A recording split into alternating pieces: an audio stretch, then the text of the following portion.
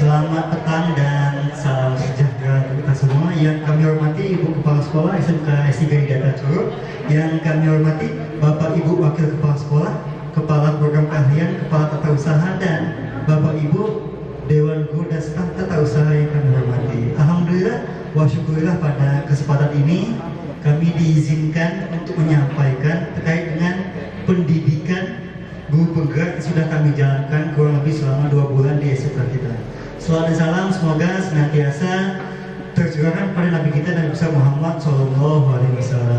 Bapak Ibu, pada kesempatan ini izin kami untuk menyampaikan terkait dengan kegiatan pendidikan guru penggerak. Alhamdulillah kami berdua, saya dan juga Pak Nora itu lulus sebagai calon, masih calon Bapak Ibu ya, calon guru penggerak angkatan 7 untuk Kabupaten Rejang Lebong. Dan mudah-mudahan dengan adanya pembukaan angkatan 8, pembukaan angkatan 9, pembukaan angkatan 10, dan kalau tidak salah saya besok itu adalah hari terakhir untuk pendaftaran pendidikan guru penggerak angkatan 9 dan 10 Pak ya. Jadi Bapak Ibu masih ada waktu itu untuk mengikuti dan juga mengikuti seleksi yang ada di sana. Nah Bapak Ibu, izin kami menyampaikan beberapa hal terkait dengan kegiatan PGP yang sudah kami laksanakan kurang lebih selama 2 bulan ini. Yang pertama ada terkait, ini dulu kami perkenalkan dahulu. Pertama itu adalah Bapak Nur Juliadi, kemudian itu adalah saya Roza Fitriadi. Nah, hal ini kami sampaikan di sini ada 4 item. Yang pertama adalah terkait dengan filosofi pemikiran KHD sebagai Bapak Pendidikan Indonesia, kemudian juga tentang nilai dan peran guru penggerak, visi guru penggerak, dan nanti lebih detail tentang budaya positif di sekolah. Yang pertama adalah terkait dengan filosofi pemikiran Ki Hajar Dewantara. Jadi Bapak Ibu sekalian, KHD adalah salah satu tokoh pendidikan Indonesia yang sudah menjadi Bapak Pendidikan di Indonesia, dan saat ini diakui pemikirannya sejalan dengan visi pendidikan yang dirancang oleh pemerintah Indonesia saat ini, di mana beliau mengemukakan bahwasanya pendidikan adalah proses yang menuntut adanya transfer ilmu sehingga timbul kecakapan hidup anak secara lahir dan batin. Kemudian di sini juga dikatakan bahwasanya pendidikan itu adalah memberikan tuntunan terhadap kekuatan yang dimiliki anak supaya dia mampu untuk mencapai keselamatan dan kebahagiaan yang setinggi-tingginya itu ketika ada di dunia masyarakat. Ini 3 item yang sudah sangat familiar di telinga kita terkait dengan filosofi beliau, yakni adalah di depan memberi teladan, kemudian di tengah membangun semangat, dan yang ketiga adalah di belakang memberikan dorongan. Ini adalah poin penting dari filosofi beliau. Kemudian adalah KHD juga menyampaikan bahwasanya kita guru tujuannya ataukah fungsinya kita ada sebagai penuntun. Anak-anak sudah punya kodrat masing-masing, sudah punya bakat masing-masing, dan sudah punya kemampuan masing-masing. Tugas kita hanya menuntun supaya anak-anak itu tidak lepas dari kodrat yang sudah ada. Kemudian terkait dengan Merdeka Belajar, bahwasanya saat ini Indonesia sudah mulai mencoba untuk menerapkan yang namanya Merdeka Belajar, dalam artian siswanya merdeka, gurunya juga merdeka, dan juga sistem-sistem yang ada semuanya juga merdeka. Ya, kita di kalangan tenaga pendidik itu dibebaskan, tidak lagi diwajibkan menggunakan PowerPoint seperti dibilang Pak Asiman dahulu. Boleh iya, boleh tidak. Dan tidak lagi diwajibkan menggunakan metode ceramah, tapi boleh menggunakan metode A, B, C, dan sebagainya. Pendekatannya silakan menggunakan pendekatan yang kita anggap sesuai dengan yang kita mampu. Hanya saja, ya, di sana ada yang namanya kodrat alam dan kodrat zaman. Saat ini sedang terjadi transisi menuju era globalisasi, ya, industri 4.0. Tidak mungkin kita masih mengagung-agungkan metode catatan, tidak mungkin kita masih mengagung-agungkan metode CBSA, catat buku sampai habis dan sebagainya. Artinya kita mengikuti perkembangan zaman. Ada teknologi di sana, ada komputerisasi di sana, ada digitalisasi di sana, dan itu mesti kita ikuti. Dan juga kodrat alam. Tidak akan bakal sama kegiatan pendidikan di Papua dengan kegiatan yang ada di Jakarta misalnya. Menyesuaikan dengan tempat kita masing-masing. Kita berada di tanah Rejang Lebong misalnya, maka kita menyesuaikan kegiatan pembelajaran kita yang ada di daerah kita sana. Dan terakhir adalah idealnya kegiatan kita itu berorientasi pada siswa, bukan lagi guru sebagai aktor utama, namun siswalah menjadi poin paling penting dalam dunia pendidikan saat ini. Kemudian nilai-nilai guru penggerak, mungkin nanti Ibu Jenny, ataukah mungkin ini nanti Ibu Risti, Ibu Afriani, Pak Ibrahim, ataukah Pak Asbi, dan semua tenaga pendidik lainnya yang mungkin besok lusa itu diterima ataukah lulus seleksi untuk CGP ini, nilai yang kita temui namanya nilai-nilai guru penggerak. Yang pertama adalah mandiri, yang kedua adalah inovatif, yang ketiga adalah berpihak pada siswa, yang keempat adalah kolaboratif, dan yang kelima adalah reflektif. Mandiri artinya kita mampu untuk mencari sesuatu yang kita anggap penting. Tadi Bapak baru sampaikan, pelatihan saat ini tidak lagi kita mesti minta ibu pas sekolah bu ada IHT, enggak. Bapak Ibu bisa secara mandiri unggah. Bapak Ibu sudah bisa unduh. Bapak Ibu sudah bisa mengakses platform Merdeka Belajar di gawai masing-masing. Di sana lengkap semua pelatihan. Mulai dari pelatihan literasi, pelatihan digitalisasi dan sebagainya. Artinya kita sudah bisa mandiri masing-masing. Kedua, inovatif, ya, inovatif artinya kita mampu menghasilkan sesuatu yang baru. Apa salahnya kita mencoba untuk meninggalkan zona nyaman yang kita pakai? Biasanya kita hanya pakai PowerPoint. Hari ini Canva itu sudah jauh lebih mudah, lebih gampang, dan lebih fleksibel digunakan dibandingkan dengan PowerPoint dan sebagainya. Ya, yang ketiga reflektif, sesuatu yang sudah kita dapatkan kita aplikasikan, kita kolaborasi, kita evaluasi kembali. Kemudian kolaboratif penting. Di sini kita ada yang namanya kelompok belajar yang mata bahasa rumpun. Misal Ibu Febri dan Ibu Jenny sama-sama matematika, yuk kolaborasi, yuk kita menciptakan, membuat media pembelajaran apa. Di sini kita ada misalnya Kujuruan Hotel, ada Bapak Mawar, ada Ibu Hasnaria, ada Pak Miko, ada Ibu Iza. Yuk kita sama-sama kumpul, kita buat kedepannya seperti apa hotel kita mau buat majuan seperti apa. Nah, terang di sini mungkin ada penjelasan dan lain sebagainya. Artinya kolaboratif termasuk kita memanfaatkan dan meminta dukungan di stakeholder yang ada. Kita minta dukungan ibu kepala sekolah selaku pimpinan di sekolah ini. Kita meminta bantuan dari dinas pendidikan dan lain sebagainya. Dan terakhir adalah berpihak pada siswa. Ini peran guru penggerak pertama adalah menjadi pemimpin pembelajaran di kelas maupun di sekolah, kemudian menggerakkan komunitas praktisi. Apa sih komunitas praktisi itu? Komunitas praktisi adalah komunitas yang punya kesatuan yang sama, visi yang sama, dan nanti akan diimplementasikan dalam rangka untuk meningkatkan kemampuan Bapak Ibu masing-masing. Ya. Bisa jadi tadi MGMP, guru produktif, asisten keperawatan SMK Idata, atau MGP, asisten keperawatan Rejang Lebong, dan lain sebagainya. Dia ada menjadi coach bagi guru lain, artinya menjadi pemandu. Di sini kami tidak mengajar Bapak Ibu, kami yakin Bapak Ibu itu sudah memiliki kemampuan, sudah memiliki pengalaman, sudah memiliki kelebihan lainnya. Tapi izinkan kami itu untuk menyampaikan apa yang kami tahu, sehingga kita bisa merasakan manfaatnya bersama-sama. Kemudian juga ada mendorong kolaborasi dan juga mewujudkan kepemimpinan siswa kita. Nah, ini visi guru penggerak. Nah, izin Ibu pamit. Nah, sekolah kita sebetulnya sudah punya visi dan misi. Dan ingat saya Ibu, visi kita itu kita buat 5 tahun lalu Ibu, saat kita akan melaksanakan akreditasi di tahun 2016.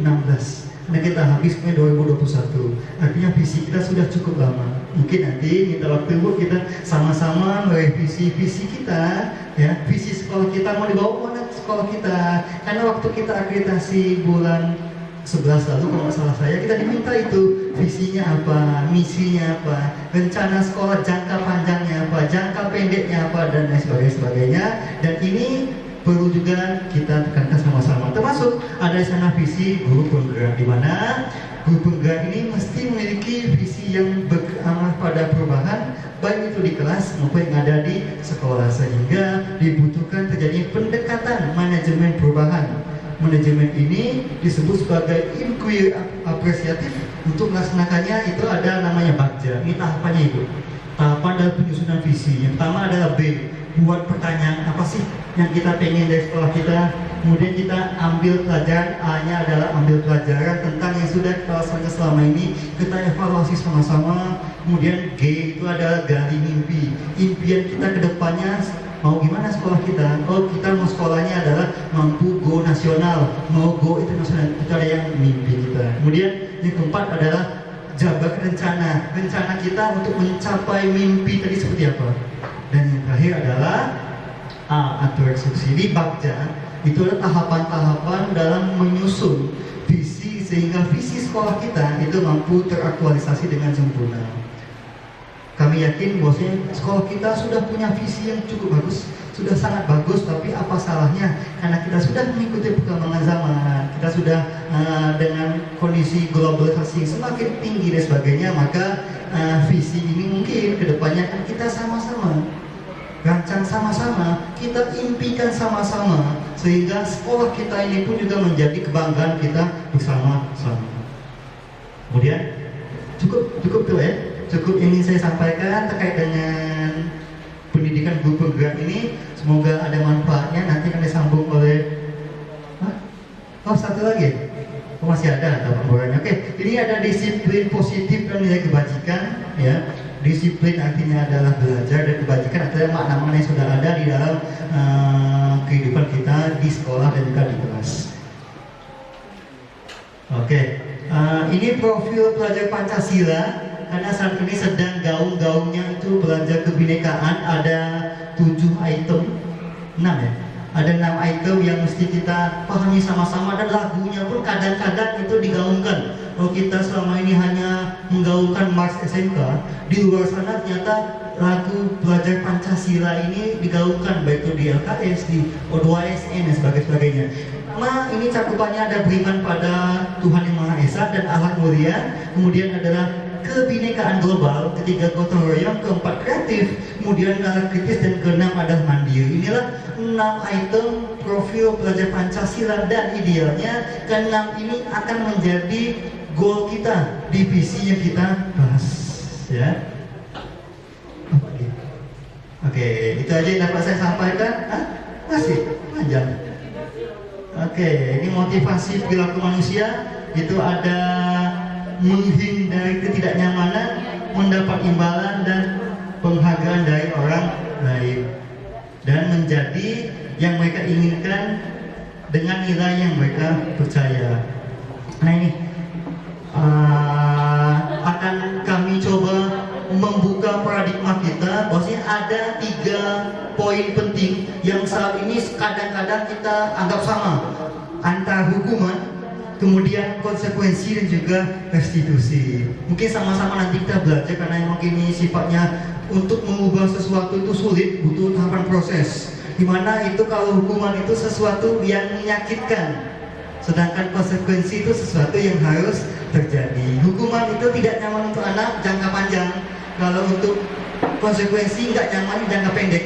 Kemudian itu hukuman korban dapat keadilan, kalau konsekuensi korban bisa diabaikan. Hukuman siswa akan tersakiti kalau konsekuensi siswa tidak nyaman, dan hukuman itu perilaku pasif, dan juga konsekuensi itu bertahannya hanya jangka pendek. Nanti detailnya akan disampaikan oleh rekan kami Pak Muraduliadi. Yang jelasnya adalah kita masih dalam tahapan sama-sama proses menuju arah perubahan. Terima kasih. Nanti akan disambung oleh rekan saya Pak Muraduliadi. Kami silakan.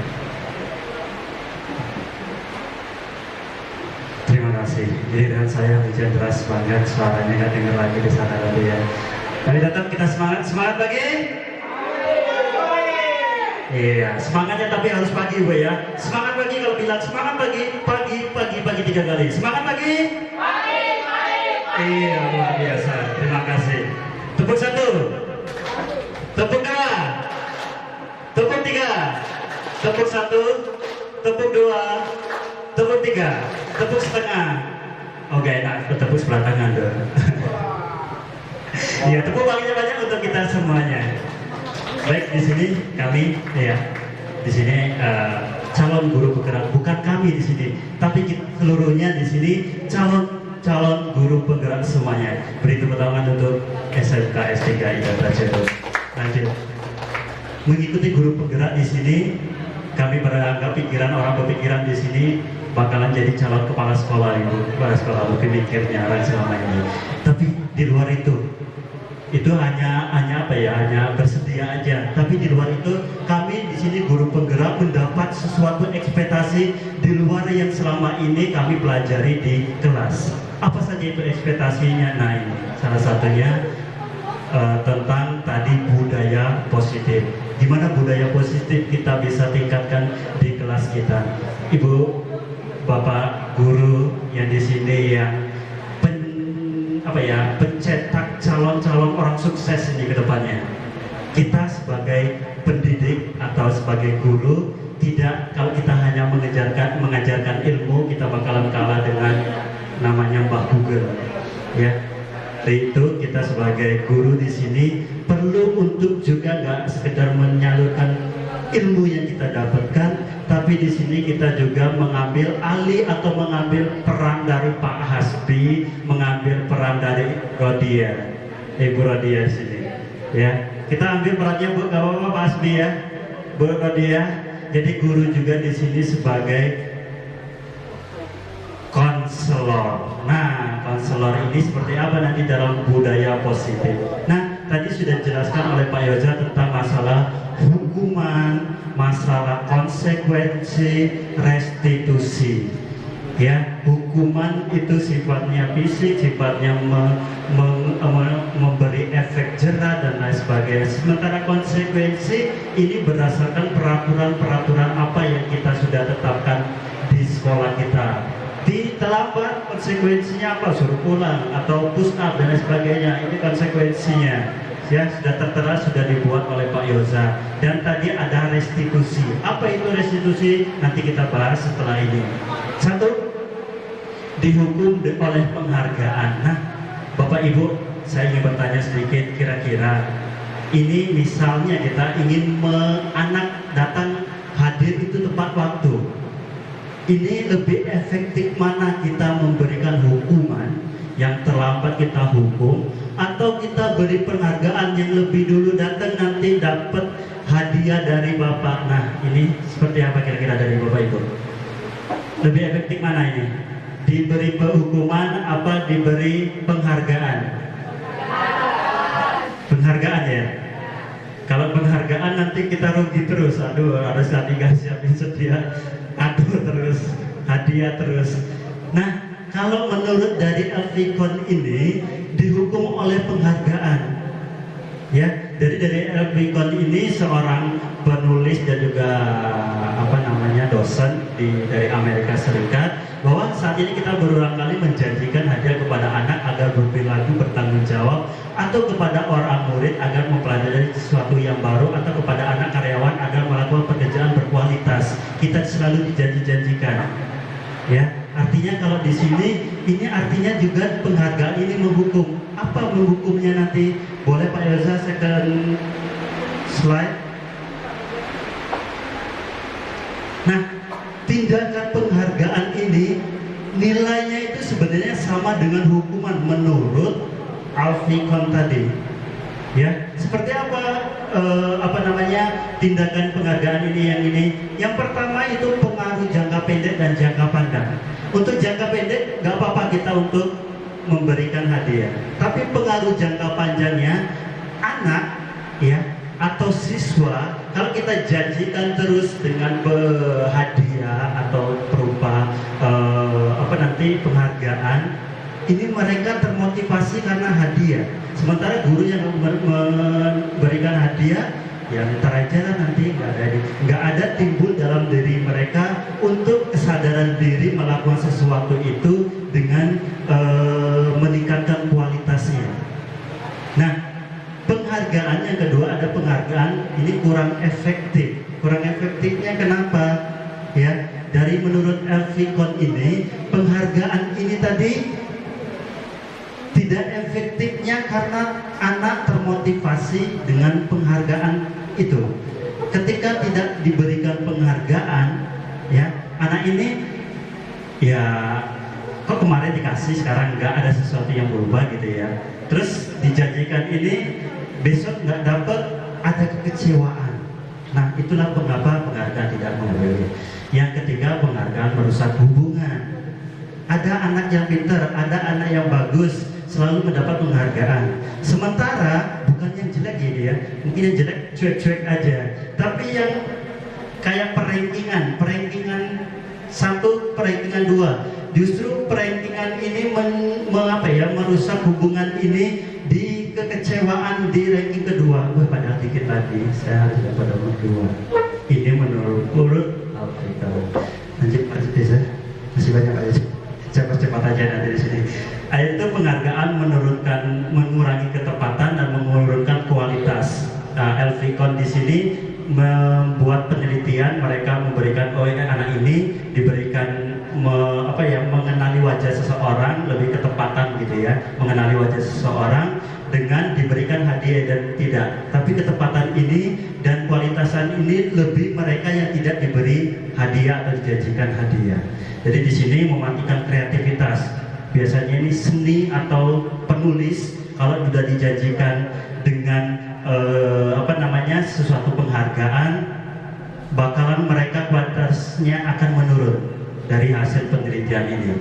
Dan penghargaan itu yaitu menghukum orang yang tidak mendapatkan penghargaan itu. Nah, inilah mengapa nilai penghargaan sama dengan hukuman. Lanjut Pak Yaza. Di sini, nah di sini tadi ada restitusi, ada hukuman, konsekuensi, ada restitusi. Apa itu restitusi? Saya hanya menyampaikan saja di sini. Menurut Gosen di sini, restitusi ini adalah proses menciptakan kondisi murid untuk memperbaiki kesalahannya dan mengembalikan mereka kepada kelompoknya lagi.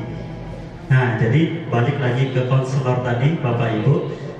Calon-calon pengguru pencetak orang sukses ini nanti, kita tahu anak kita bakalan sukses ya, tapi mereka melakukan kesalahan.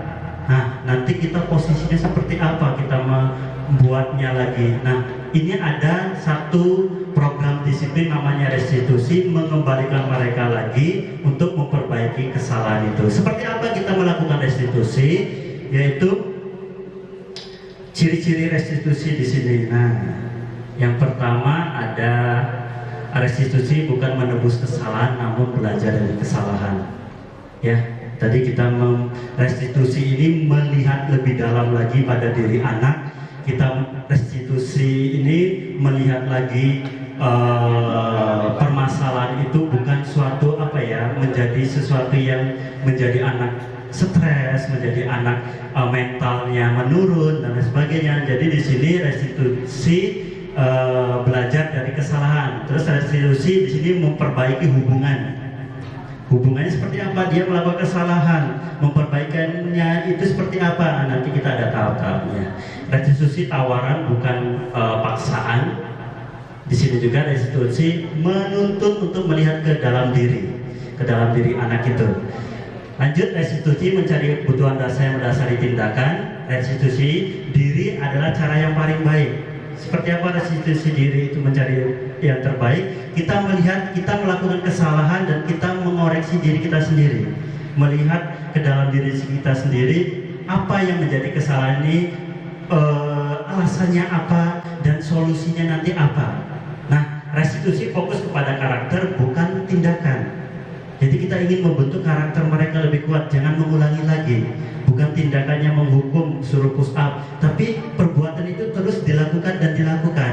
Nah, dari harapan restitusi ini kembali kepada karakternya. Restitusi ini menguatkan karakter yang ada pada anak ini ya lebih percaya diri, lebih menebus kesalahannya, bisa lebih kuat. Kalau kita cuma dimaafkan oleh seseorang, mungkin kita merasa ada kurang ya, ada hal yang tidak kita lakukan. Tapi dengan kita melakukan penebusan restitusi ini, kita menjadi kuat. Oh sudah, saya ibaratnya kosong-kosong lagi. Kita sudah melakukan salah minus, kita kembalikan minus itu menjadi kosong lagi. Gimana untuk melakukannya tadi? Restitusi fokus pada solusinya itu. Dan yang terakhir, restitusi membalikan murid yang berbuat salah pada kelompoknya. Artinya mungkin ada kelompok yang tidak menerima. Dan bagaimana kelompok itu bisa menerima kesalahan anak itu lagi? Bukan ke anak itu aja, tapi ini bisa kita lakukan restitusi diri pada diri kita. Ya, Bapak Ibu, di sini pengamal jariah, ilmu yang bermanfaat ke depannya, insya Allah. Di sini sebelum kita memasuki tahap-tahap untuk melakukan restitusi tadi, perlu beberapa hal yang perlu kita pahami. Yang pertama, keyakinan. Apa itu keyakinan? Contoh, kita pakai helm, kenapa Bu? Kenapa? Kita naik motor pakai helm, kenapa? Biar safety, nggak jatuh, melindungi. Ini Pak Darmawan pakai masker. Kenapa pakai masker Pak Darmawan? Mungkin selama pandemi Pak Darmawan ya, apalagi kita udah update. Kenapa Pak Darmawan? Masalah Pak kesehatan malah ini ya. Ini. Nah, keyakinan beda dengan peraturan itu tadi. Kalau peraturan berarti setiap naik motor harus memakai helm. Akhirnya banyak yang nggak ada yang memantau, nggak ada ini, tidak memindahkan itu. Begitupun di kelas ada peraturan, kembalikan barang ke tempatnya. Tidak ada yang memantau, ya nggak ada yang melakukan itu lagi. Nah, itulah beda dengan keyakinan. Keyakinan di sini, keyakinan kelas atau lagi keyakinan sekolah itu lebih ke alasannya tadi. Kenapa tidak memakai helm? Karena keselamatan. Kenapa nggak pakai masker? Peraturannya pakai masker karena kesehatan. Nah, inilah bentuk keyakinan. Jika keyakinan ini kita tanamkan di kelas, ya kita tanyakan lagi, balik ke kelas lagi, kenapa ya barang nggak dikembalikan lagi? Nanti besok carinya susah, atau besok kelas menjadi berantakan. Nah, keyakinan itu sebenarnya kalau kita ditanamkan dalam diri kita, peraturan itu bakalan bisa berjalan. Lanjut di sini Pak Yaja, itu tentang keyakinan ini. Jadi pembentukan keyakinan ini sifatnya lebih abstrak ketimbang dari peraturan. Kita selama ini selalu membuat peraturan di kelas. Lanjut Pak Yaja. Iya. Sebelum kita menuju restitusi tadi, ini ada 5 dasar kebutuhan manusia ya. Udah Vina mungkin yang lebih tahu lagi kebutuhan dasar manusia. Bukan hanya murid kita juga di sini butuh. Yang pertama bertahan hidup ya makan, olahraga dan lain sebagainya itu perlu. Yang kedua kasih sayang dan rasa diterima. Ya, kita juga pengen untuk mendapatkan di sini kasih sayang, bentuk penghargaan tadi, dihargai dan lain sebagainya, butuh kita, ya. Dan yang lainnya juga ada penguasaan. Penguasaan ini seperti apa? Kita diakui kreativitas kita, diakui kompetensi kita, diakui kelebihan dan menjadi kelebihan kita. Ini penguasaan. Dan lanjut Pak Yesa, ada kebebasan. Jadi kita sebagai manusia merdeka, punya kebebasan. Kenapa selama ini dimegaungkan tadi oleh Pak Yoza, merdeka belajar, kebebasan. Nggak hanya pakai PowerPoint, boleh pakai yang lain, nggak terpaku sama itu saja. Ini, ya. Dan yang terakhir ada kesenangan, fun. Kita pengen butuh itu, ya. Kita ketawa, anak main lantur-lantur, ini kebutuhan ini mereka dapetin. Ya, benar. Ibu-ibu mungkin sering di luar yang ketawa-ketawa, di dalamnya ada yang ngajar. Kita fun di luar itu. Kebutuhan itu memang kita butuhin. Iya benar. Ini kita kebutuhan. Ini namanya kita kebutuhan, nggak bisa aja lagi. Ya, jadi kebutuhan ini terpenuhi, terkadang malah justru kan itu tadi, tidak pakai helm, butuhan apa ini? Senang-senang. Apa nggak pakai helm, panasnya ini. Apa pakai helm idanya ini, rambut aku rusak. Kita memenuhi kebutuhan ini, tapi kita mengabaikan itu tadi, ya. Ini kebutuhan anak-anak itu pun.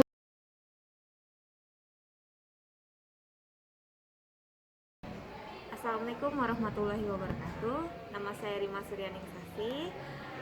Jadi setelah saya mendengarkan penjelasan dari Pak Yoza Fitriadi dan Bapak Mora Juliadi mengenai guru penggerak atau PGP, jadi di sini saya mendapatkan informasi bahwasanya dalam lingkungan sekolah, guru tidak hanya menjadi jembatan untuk siswa mendapatkan informasi atau pengetahuan, tetapi juga guru di sini dapat menjadi mediasi bagi para siswa untuk menyelesaikan masalahnya.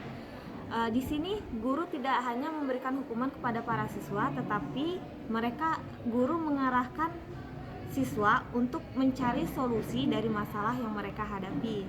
Jadi di sini guru mengajak siswa untuk menggali lebih dalam masalah apa yang mereka hadapi sehingga mereka dapat mencari solusi sendiri mengenai masalah tersebut.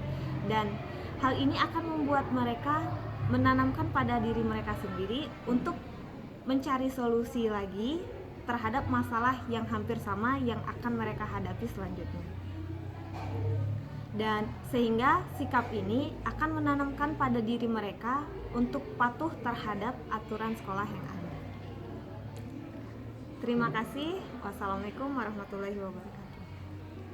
Assalamualaikum warahmatullahi wabarakatuh. Perkenalkan, saya Ade Akbar dari SMK S3 Data Curup.